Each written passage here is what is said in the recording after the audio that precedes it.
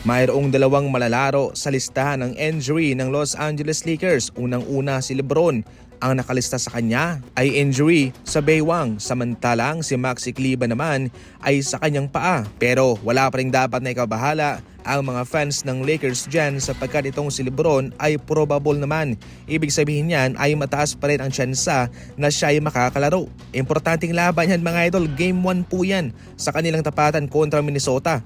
Kaya kahit na siya ay nandyan man sa listahan na yan, inaasahan pa rin na siya ay magiging available sa kanilang laban.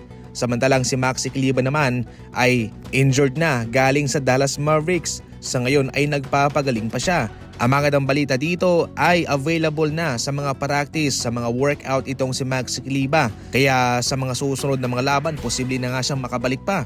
Pero as of now, wala rin namang problema ang Lakers sa kanilang center position dahil nagagampanan naman ni Jackson Hayes na maayos ang kanyang trabaho ngayon sa kanila. Sa ibang balita naman, nagpapagaling na sana ngayon itong si Greg Popovich, ang head coach ng Spurs. Pero nagkaroon siya ng insidente sa isang restaurant mga idol kung saan inatake muli siya. Kagad siyang dinala sa pinakamalapit na ospital. And as of now, sa pinakalatest na impormasyon, siya ay nasa bahay na nila. Nagpapagaling na. Sa mga nagdaang buwan ay tinaman nga ho ng mild stroke itong si Greg Popovich. As of now ay hindi pa siya nakakabalik.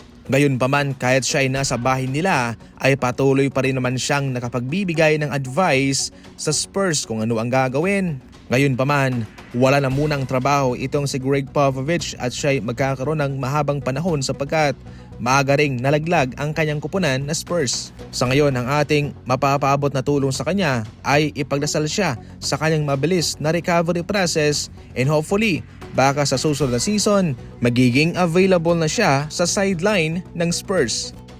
NBA playoff na at yan ho ang mga laban ngayon. Pumunta ka lang sa comment section, nandun ang link sa mga gustong tumalpak. Gamitin lang ang promo code at sa mga first timer dyan, malaking bonus ang naghihintay sa inyo. Napakasimple lang.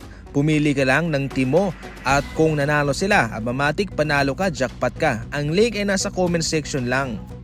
Samantala, laban ng Memphis Grizzlies at OKC Thunder na sa first round ng playoff. Ito ay pagkatapos na nilaglag mismo ng Memphis Grizzlies ang Dallas Mavericks kanina. Mabigat, malakas itong kakalabanin ng Memphis Grizzlies. Sa regular season pa lang, sweep na ang kanilang inabot sa OKC.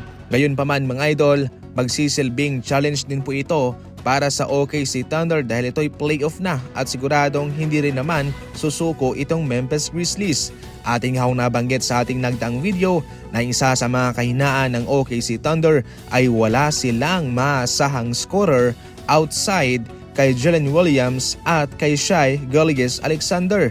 Kaya kung masa-shutdown ng Memphis Grizzlies ang dalawang ito, siguradong sila ay mahihirapan.